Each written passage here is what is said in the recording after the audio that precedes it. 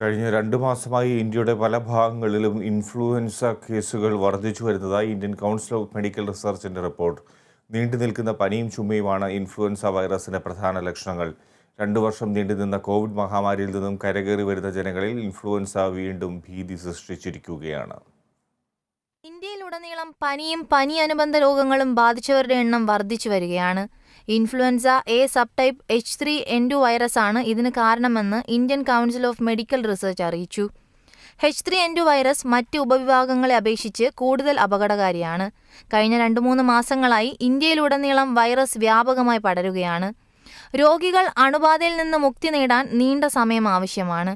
കടുത്ത രോഗലക്ഷണങ്ങളാണ് വൈറസ് ബാധിച്ചവരിലുണ്ടാകുന്നത്. രോഗം മാറിയാലും രോഗലക്ഷണങ്ങൾ വളരെ കാലം നിലനിൽക്കും.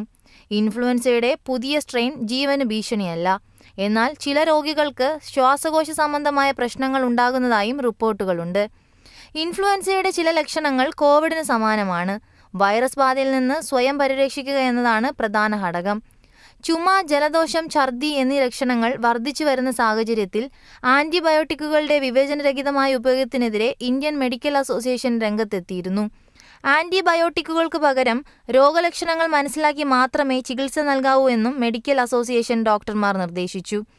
ആന്റിബയോട്ടിക്കുകൾ നിർദ്ദേശിക്കുന്നതിന് മുൻപ് അണുബാധ ബാക്ടീരിയയാണോ അല്ലയോ എന്ന് നിർണ്ണയിക്കേണ്ടത് ആവശ്യ ഘടകമെന്നും മെഡിക്കൽ ബോർഡ് അറിയിച്ചു.